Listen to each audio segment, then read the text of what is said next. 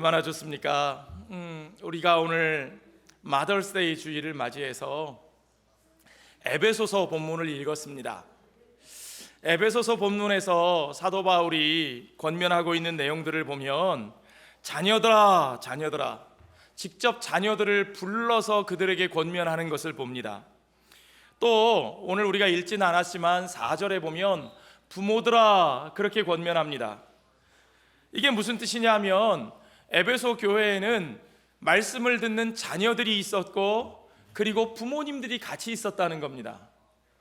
에베소 교회는 젊은 사람들만 모이는 교회도 아니었고 연세 드신 어른들만 모이는 교회도 아니었습니다. 거기에는 자녀들이 있었고 거기에는 부모들이 있었습니다. 부모들과 자녀들이 함께 모여서 함께 말씀을 듣고 함께 온 가족이 하나님을 찬양하는 교회였습니다. 그들은 함께 예배에 나와서 함께 믿음의 공동체로 하나님 앞에 서 있는 그런 가족 공동체였어요. 우리 예수님께서 아이들이 주님께 나오는 것을 막지 말라고 말씀하셨습니다. 우리들은 아이들과 함께 예배드리는 것을 불편해하지 말아야 합니다. 어떤 방법을 우리가 동원해서든지 우리는 지금 우리가 앉아 있는 것처럼 아이들과 청소년들과 젊은이들과 장년들과 노인들과 온 세대가 함께 모여서 하나님 앞에 예배드리는 영적인 가족 공동체로 서야 한다고 저는 분명하게 믿습니다. 그것이 초대교회의 모습이었습니다. 그것이 아름다운 신앙의 모습입니다. 여러분, 예수님 말씀 마가복음 10장 14절 기억하시지요? 예수께서 보시고 노하시어 이르시되 어린아이들이 내게 오는 것을 용납하고 금하지 말라. 하나님의 나라가 이런 자의 것이니라. 어린아이들이 우리와 함께하는 것을 절대로 막으면 안 됩니다. 예수님은 그것을 화내셨어요. 아이들과 자녀들과 자꾸 떨어지려고 하는 것을 예수님은 아주 싫어하셨다는 말입니다. 마태복음 18장 5절 말씀도 기억하실 겁니다. 또 누구든지 내 이름으로 이런 어린아이 하나를 영접하면 곧 나를 영접함이니. 어린아이 하나를 받아들이고 그들과 함께하는 불편을 감수하면 그것은 곧 예수님을 영접하는 것과 같다는 말씀이죠. 에베소서 전체를 보면요, 우리가 오늘 읽은 6장 바로 앞에 나오는 5장에 보면 아내들아 그렇게 권면하고 남편들아 그렇게 권면합니다. 그러니까 바울의 이 이야기는, 말씀은 아내들에게도 남편들에게도 주시는데 아내들과 남편들이 함께 모여 그곳에서 예배드리고 있었다는 말입니다. 옛날에는 책이 많지 않았으니까요, 인쇄술이 없었으니까 사도가 편지를 보내면 그 편지를 온 교인이 모인 자리에서 같이 읽었어요. 그런데 그 자리에는 여자들이 있었고 남자들이 있었다는 거예요. 아내와 남편이 함께 예배드리는 공동체였습니다. 또 바울은 뭐라고 표현하냐면 종들아, 또 상전들아 그렇게 부릅니다. 그 말은 그 자리에 높은 사람이나 낮은 사람이나 고용주나 노동자나 같이 모여서 예배드리는 공동체였다는 겁니다. 예, 초대교회는 그런 곳이었어요. 남녀노소를 막론한 곳이었습니다. 지위 고하를 따지지 않는 곳이었습니다. 그들이 함께 그리스도 안에서 모이는, 함께 모이는 공동체였다는 사실이죠. 그것이 바로 예수 그리스도 안에서 새롭게 창조된 하나님의 새로운 공동체의 모습입니다. 우리가 5월 가정의 달을 맞았는데요, 5월 한 달 동안 우리는 예수 그리스도께서 만드신 새로운 하나님의 공동체, 그 공동체 속에서 아름다운 복음의 관계, 사랑과 은혜의 관계가 어떤 모습인지를 함께 나누고 살펴보려고 합니다. 자, 먼저 우리는 그 관계의 대전제 하나를 볼 텐데 에베소서 5장 21절 말씀을 먼저 좀 확인해야 합니다. 에베소서 5장 21절 말씀을 우리 같이 한번 읽지요. 같이 읽겠습니다. 그리스도를 경외함으로 피차 복종하라. 서로 어떻게 하라고요? 복종하라. 피차 복종하라. Submit to one another. 누구 한 사람이 누구 다른 사람에게 복종하는 것이 아니라 피차 서로에게 submit하라, 그 얘기입니다. 누구 안에서요? 그리스도를 경외함으로, out of reverence for Christ. 그리스도를 경외하기 때문에 그리스도를 경외하는 마음으로 서로 피차 존중하고 복종하는 것입니다. 그것이 하나님의 새로운 공동체의 삶의 원리입니다. 우리가 서로를 신뢰하고 그리스도 안에서 맺어주신 관계와 그 질서를 소중히 여기고, 그리고 피차 서로 함께 존중해야 하는 거죠. 그것이 그리스도를 믿는 사람들의 삶의 관계 속에 나타나는 모습입니다. 오늘 그 관계 중에서 부모 자식 간의 관계를 보는데, 그런데 여기서는 좀 특별한 단어가 나타납니다. 앞에서는 submit라고 하는 단어가 나왔는데 이제 그 단어가 좀 바뀌었어요. 한번 보시죠. 어떤 단어가 쓰이는지. 6장 1절 한번 같이 읽겠습니다. 같이 큰 소리로 읽겠습니다. 자녀들아, 주 안에서 너희 부모에게 순종하라. 이것이 옳으니라. 자, 피차 복종하라 할 때는 어떤 단어가 나왔어요? submit. 그랬는데 이제 부모에게 순종하라 할 때는 어떤 단어? obey. 예. 모든 그리스도인이 서로 복종하라고 하는 권면이었는데, 부모에 대한 자녀의 태도를 말할 때는 순종하라, obey하라 라는 말입니다. submit 하는 말이 더 강한 표현이에요? obey 하라는 말이 더 강한 표현이에요? obey 하라는 말이 훨씬 더 강한 표현이에요. submit 하는 건 서로 존중하고 서로 예의를 지켜라, 관계를 인정해라, 그런 말이라고 하면, obey 하라는 건 부모의 권위를 인정하고 그 권위를 받아들이고 부모를 공경하고 심지어는 경외하라고까지 말해요. 너희 부모에게 순종하라. 이것이 마땅한 일이다. 마땅한 일이다. 마땅히 해야 될 일이다. 왜요? 왜 바울은 이렇게 강하게 표현할까요? 우리가 오늘 그걸 세 가지로 좀 생각을 해보려고 합니다. 첫째, 우리가 먼저 알아야 될 것은 바울은 이것이 사람의 본성이라고 말합니다. 하나님이 만드신 사람으로서의 본성이에요. Human nature, the very nature of human being. 하나님이 만드신 사람의 그 본성에 마땅한 것이라는 거죠. 네, 그것이 이렇게 표현되어 있어요. 이것이 옳으니라. 헬라어 원문에 보면 이것이 옳으니라, this is right에 해당하는, right에 해당하는 단어가 디카이오스라는 단어로 사용되는데, 이 디카이오스라는 단어는 상당히 법률적인 용어입니다. 의롭다, 옳다, 그런 얘기예요. 철학적으로는 자연법이라는 개념이 있습니다. 자연법, natural law라고 하는데, 인간이 인간의 본성과 이성에 비추어 마땅히 따라야 하는 당연한 법, 그걸 자연법이라고 말합니다. 이것이 옳으니라, 디카이오스라고 하는 이 표현은 그것이 natural justice, 자연적인 의에 해당한다는 뜻입니다. 하나님이 모든 인간의 마음에 새겨주신 바로 그 자연법적 원리의 한 부분이라는 말이죠. 우리 어린이들 나중에 이해할 수 있을 거예요. 그러니까 이건 뭐냐면, 기독교 문화가 들어가지 않은 곳에서도 전 세계 어디에서나 자녀는 부모의 권위를 인정하고 거기에 복종하는 이 효의 원리가 모든 인간 삶의 기본이 된다는 거죠. 효의 원리는 모든 시대, 모든 사회 속에서 인간의 삶의 기본 원리가 되는 겁니다. 그래서 사도 바울은 부모에 대해서 불순종하는 것을 바로 이 자연법 체계가 무너지는, 다시 말하면 말세적인, 아주 세상 종말 때에나 있는 아주 끔찍한 일이라고, 아주 나쁜 일이라고 표현하고 있는 거죠. 디모데후서 3장 1절 2절에 이런 말씀이 있습니다. 말세에 고통하는 때가 이르러 사람들이 자기를 사랑하며 돈을 사랑하며 자랑하며 교만하며 비방하며 부모를 거역하며 감사하지 아니하며 거룩하지 아니하며. 부모를 거역하는 일은 말세에 사람들이 아주 타락했을 때 일어나는 일이라는 거죠. 자, 그렇게 인간이라면 마땅히 받아들여야 하는 것이 부모의 권위고 부모에게 효도하는 것이라는 말입니다. 바울이 그렇게 인정하고 있어요. 또 한 가지는 이 말씀은 인간의 마땅한 본성이면서 또한 동시에 하나님이 우리에게 계시로 말씀하신 하나님의 말씀이라는 겁니다. 오늘 본문의 2절과 3절을 보십시오. 내 아버지와 어머니를 공경하라.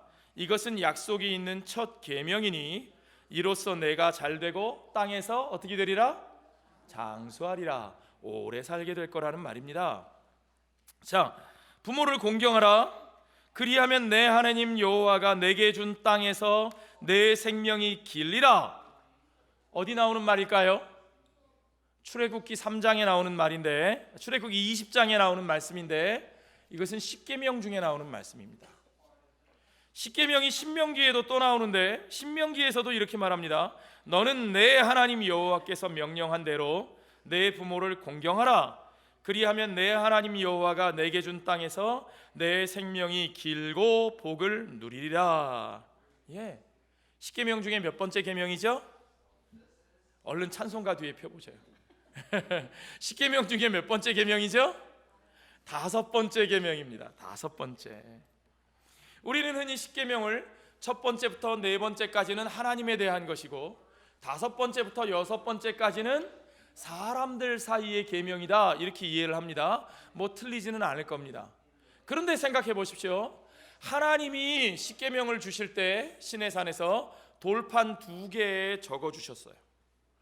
돌판 2개를 주셨는데 유대인들의 전생에 의하면요, 돌판 하나에 각각 5가지의 계명을 하나님이 적어 주셨어요. 이쪽에 5개, 이쪽에 5개. 그럼 어떻게 생각하세요? 이쪽 한쪽에는 하나님을 향한 계명, 한쪽에는 사람을 향한 계명을 주셨다. 유대인들은 그렇게 생각하는데 첫 번째부터 5번째까지가 어디에 들어가 있는 거예요? 하나님을 향한 계명에 들어가 있는 거예요. 자, 그럼 생각해 보십시오. 부모를 공경하라 라는 이 말씀은 사람을 향한 계명입니까? 하나님을 향한 계명입니까? 예. 유대인들의 전승이 맞다면 이건 하나님을 향한 계명이 되는 거예요. 놀랍죠, 여러분?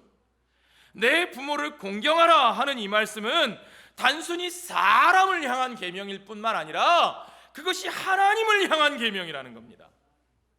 그건 하나님에 대한 거예요. 왜냐하면 부모의 권위는 누가 주셨습니까? 하나님이 주신 것이거든요. 하나님이 우리의 생명과 양육을 부모에게 위임하셨어요. 맡기셨어요.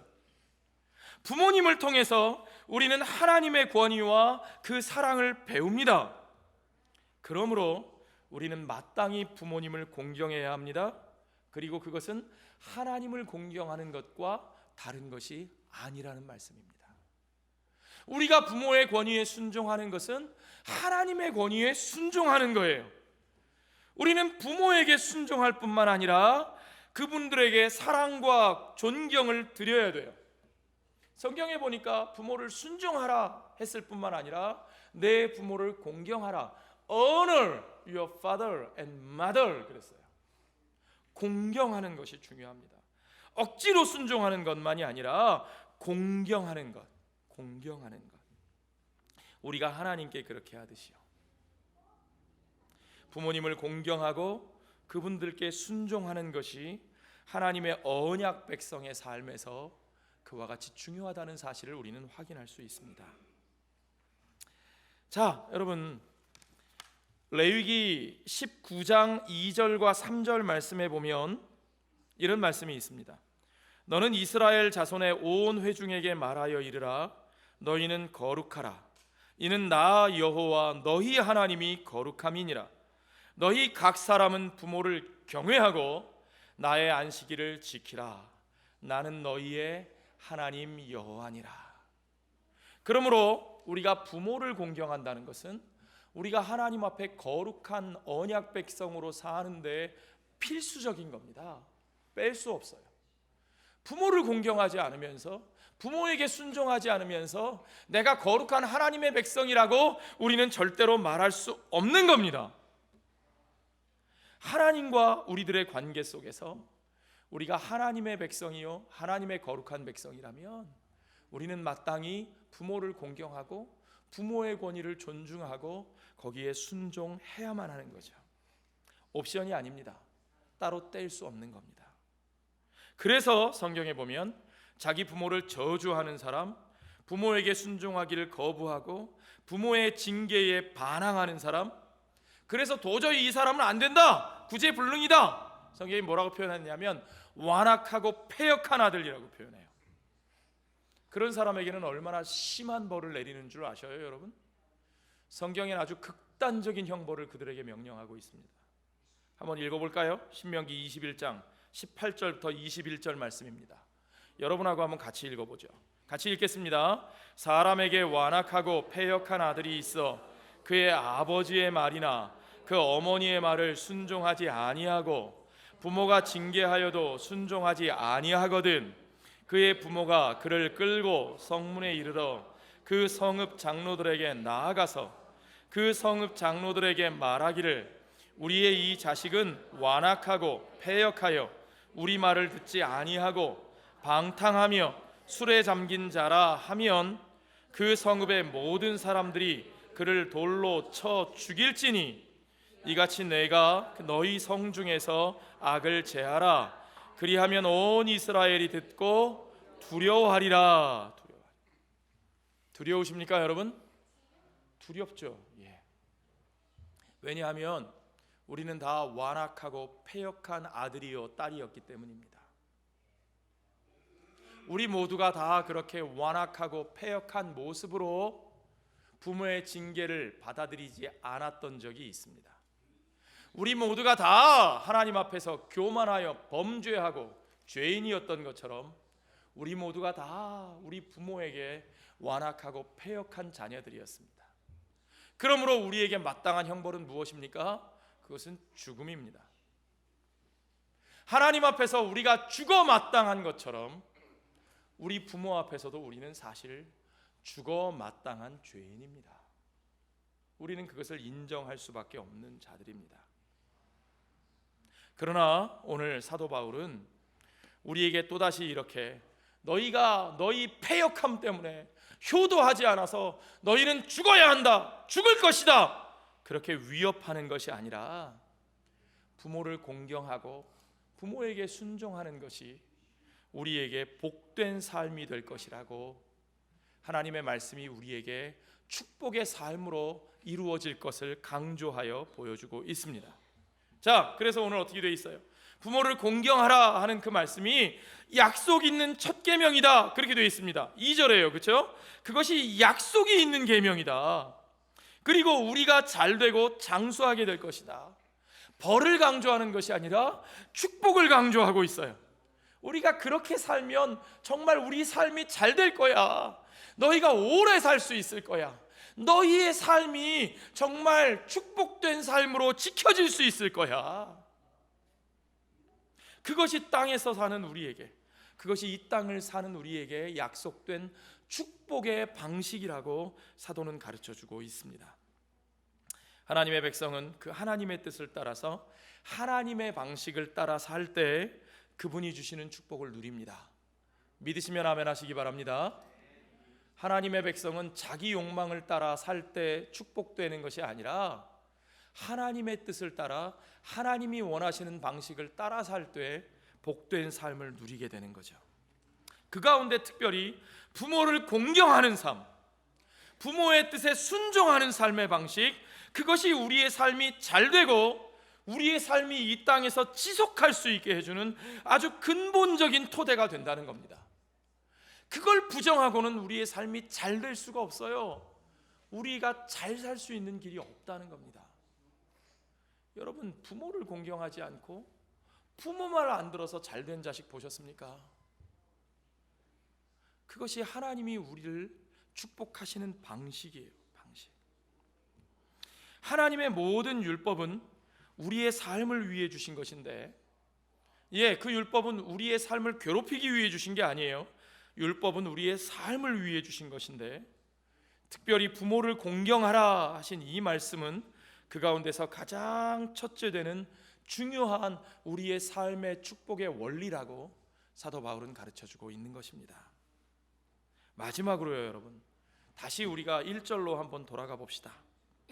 사도 바울은 자녀들이 주 안에서 어디서요? 주 안에서, in the Lord, 주님 안에서, 예수 그리스도 안에서 그 부모에게 순종해야 한다고 말하고 있습니다. 우리 한번 같이 읽어볼까요? 자녀들아, 주 안에서 너희 부모에게 순종하라. Obey your parents in the Lord. 이 말씀을 우선 우리가 단적으로 쉽게 이해해 보면, 부모에게 순종하기 위해서 예수님을 배신할 수 있어요, 없어요? 없습니다. 그건 순서가 틀렸습니다. 부모의 권위가 그대로 하나님으로부터, 하나님의 권위와 직결되던 구약 시대와는 오늘날 좀 다른 상황입니다.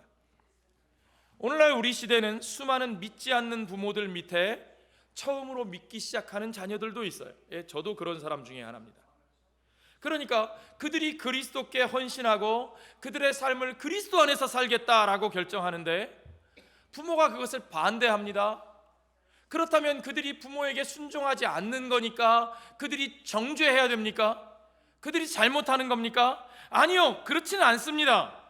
모든 정당한 권위는 그것이 하나님께로부터 온 것일 때 바로 세워질 수 있는 거죠. 사도는 우리에게 그걸 분명히 가르쳐주고 있습니다. 그러므로 모든 권위에 대해서 그리스도의 권위, 그리스도께 순종하는 것이 가장 우선한다는 사실을 여러분 분명히 인정하셔야 됩니다. 그러니까 부모님들도 누구의 권위 앞에 먼저 서야 돼요? 하나님의 권위 앞에, 그리스도의 권위 앞에 내가 먼저 서야, 그래야 우리의 자녀들에게도 우리가 그들에게 내 권위에 순종하라고 말할 수 있는 거예요. 자, 그럼에도 불구하고 하나님이 가정과 사회에 그 질서를 세우시고 그 가정과 사회를 축복하실 때 우리 예수님도 그 가정을 축복하셨습니다. 예수님이 천지를 창조하실 때 함께 하셨던 창조의 주인이시니까 예수님이 그 가정을 만드셨고 예수님이 그 가정을 축복하셨고 예수님이 그 가정의 주인이시라는 겁니다. 예수님은 자신이 세우신 그 새로운 사회 속에서도 그 가정의 질서를 무너뜨리지 않으셨어요. 예수님은 이 땅에 오셔서 하나님의 나라를 선포하셨는데 그 하나님의 나라를 핑계로 이 땅에 세우신 가정을 부정하지 않으셨어요. 가정은 폐지되지 않았습니다. 하나님의 나라에서 가정이 폐지되지 않았습니다. 중요한 것은 그 모든 관계가 누구 안에서? 주 안에서, in the Lord, 주님 안에서 새롭게 되는 거죠. 그게 중요합니다. 자, 주님이 우리를 화목하게 하셨습니다. 주님이 십자가에서 우리를 위해 피 흘려 죽으심으로 말미암아 하나님과 우리들의 관계가 화목하게 되었을 뿐만 아니라 우리들 서로의 관계가 화목하게 되었습니다. 그 화목의 역사는 가정 안에서도 똑같이 이루어집니다. 이제 그 속에서도 하나님의 나라가 시작하는 거예요. 이 땅의 정치의 영역에서도 하나님의 나라가 시작되어야 하고 사회생활에서도 하나님의 나라가 시작되어야 하고 교회에서도 하나님의 나라가 시작되는 것과 마찬가지로 우리들의 가정에서도 하나님의 나라가 시작되는 거예요. 우리들의 가정에서도 하나님이 주인 되시고 하나님이 다스리시는 겁니다. 이제 그 속에서 주님 안에서 일어나는 변화가 우리들 사이에, 우리들 부모와 자녀 사이에, 부부 사이에, 형제 사이에, 우리의 모든 관계 속에서 주님이 주인 되시는 그 관계가 새롭게 시작되는 것을 여러분 믿으시기 바랍니다. 다른 모든 관계에서도 마찬가지인데요, 우리들의 가정 속에서 우리들의 관계를 가장 많이 파괴하는 게 뭐냐면 자기중심성입니다. 자기중심성. 내 중심으로 판단하는 것, 내가 중심이 되어야 되고 모든 사람이 나에게 맞춰줘야 되고, 그렇죠? 내 필요가 먼저 채워져야 되고 내가 원하는 대로 돼야 되고. 사실 인간의 죄의 본질이 그겁니다. 우주가 누구를 중심으로 돌아가요? 나를 중심으로 돌아가는 거죠. 과학자들은 천동설이냐 지동설이냐 그걸 가지고 논쟁했는데 사실은 죄악된 우리들에게는 온 우주가 나를 중심으로 돌아가기를 원해요. 그러니까 교회도 나를 중심으로, 가정도 나를 중심으로, 모든 세상이 나를 중심으로 돌아가야 되는 거죠. 우리가 주 안에서 우리의 부모님을 공경한다는 말은 바로 그 나의 중심으로 생각하던 모든 것들을 내려놓기 시작하는 겁니다. 우리 가정 안에 그리스도의 화목의 역사가 이루어진다는 것은 내 중심으로 생각하던 그 모든 것들을 우리가 내려놓는 겁니다. 우리는 이미 그리스도와 연합한 자들이에요. Union with Christ. 우리는 그리스도와 연합하여서 그리스도와 하나가 되었습니다. 그리스도가 십자가에 죽으실 때 나도 그 십자가에 죽었고, 그리스도가 부활하여서 새 생명을 사실 때에 우리도 그분과 함께 새로운 생명을 삽니다. 이제는 우리 안에 그분의 그 은혜, 그분의 그 사랑이 가득 채워졌습니다. 이제는 내가 사는 것이 아닙니다. 내 안에 계신 그리스도가 사시는 거예요. 아멘. 그 원리는 신앙생활에서만이 아니라 우리의 가정생활에도 그대로 적용돼야 되는 겁니다. 부모에 대한 순종도 마찬가지입니다. 그건 더 이상 부모의 권위에 억지로 마지못해 그냥 끌려가는 게 아니에요. 하나님이 벌 주신다 그랬으니까 돌에 맞아 죽지 않으려면, 아이고 사람들에게 욕먹지 않으려면, 손가락질 당하지 않으려면 어쩔 수 없지. 아이고 내가 대학교 졸업할 때까지만 참아보자. 그때까지는 내가 좀 의지하고 살아야 되니까 참아보고 대학교만 졸업하면 이젠 내 마음이다. 아니요, 그것은 주 안에서 부모에게 순종하고 공경하는 모습이 아닙니다. 그리스도인 자녀들은 기쁘게 순종합니다. 그리스도인 자녀들은 기쁘게 부모를 공경하는 것을 배웁니다. 왜요? 어떻게 해요? 내 안에 계신 그리스도의 은혜가 우리 안에서 그것을 이루어 주시기 때문이죠. 자, 골로새서 3장 20절 말씀을 한번 보십시오. 자녀들아, 모든 일에 부모에게 순종하라. 이는 주 안에서 기쁘게 하는 것이니라. Children, obey your parents in everything. In everything. For this pleases the Lord. 좀 더 분명하죠? 왜냐하면 이것이 바로 주님을 기쁘시게 하는 것이기 때문이다. 아멘입니까, 여러분? 우리는 억지로 내가 무엇이 필요하기 때문에 의무로 순종하는 것도 아니고, 남들한테 욕먹을까 봐 억지로 하는 것도 아니고, 그것이 주님을 기쁘시게 하는 일이요, 내 안에 계신 주님이 기뻐하시는 일이기 때문에 우리는 기쁘게 부모를 공경하고 부모에게 순종하는 것을 우리가 알아야 합니다.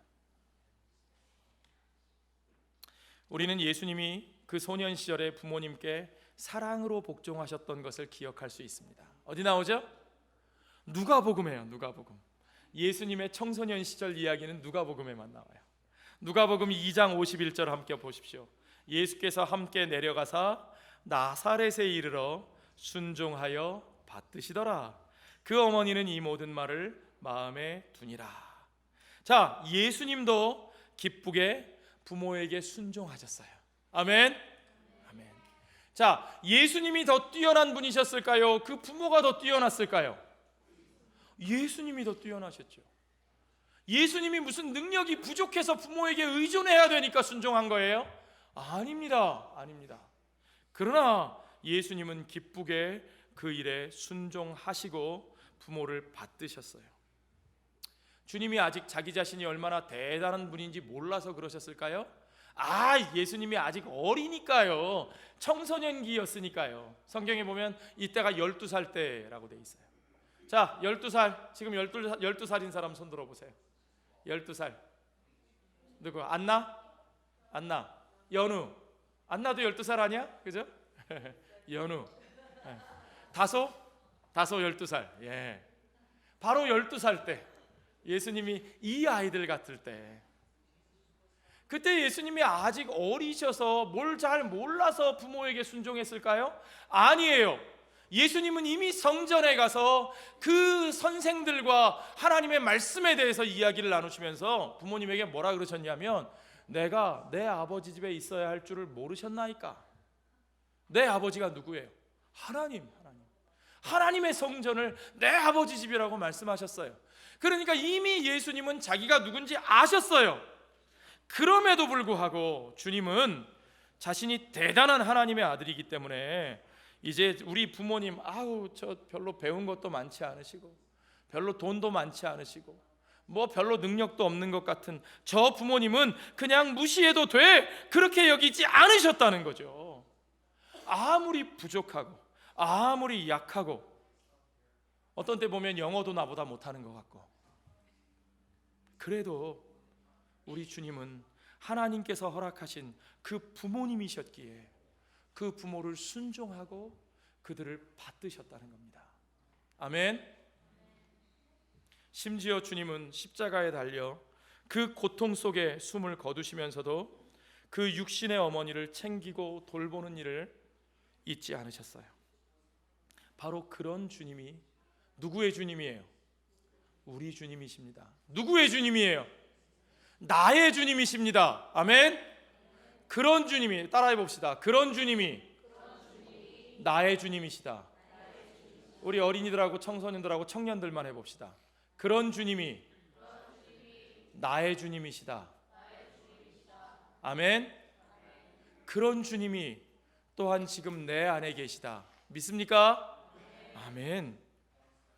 우리는 그 주님을 모시고 삽니다.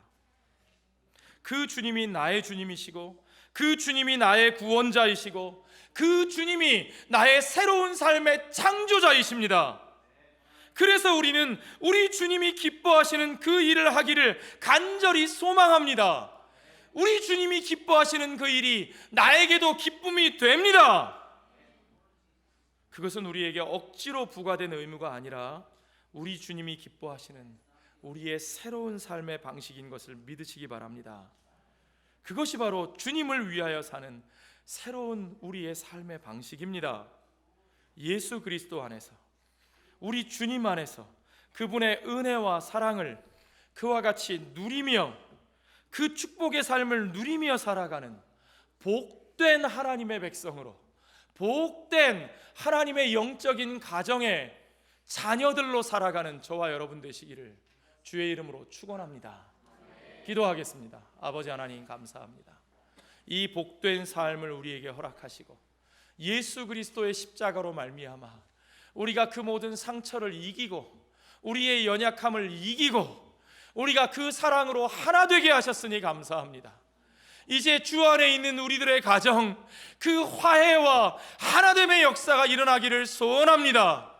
나는 할 수 없었지만 내 안에 계신 그리스도로 말미암아 그 일이 우리에게 이루어질 줄로 믿사오니 주여 아버지 하나님, 내 상처를 치유하시는 주님, 우리들을 죽음 가운데서 건지신 주님, 죄와 사망의 권세를 이기신 주님, 우리의 연약함을 이기시고 우리의 상처를 이기시고 우리의 가정이 주님 안에서 하나 될 줄 믿습니다. 우리의 자녀들이 부모를 공경하고 그들에게 순종하며 사랑과 은혜로 그들과 하나 되는 참으로 복된 삶을 회복할 줄로 믿습니다. 주여 아버지 하나님, 이 은혜의 복음을 우리에게 허락하셨사오니 우리가 그 복음 안에 그 은혜와 사랑을 누리며 사는 우리 모든 성도들, 또한 우리들의 가정 되게 하여 주시옵소서. 모든 것을 주께 감사드리며 예수님 거룩하신 이름 받들어 기도하옵나이다. 아멘.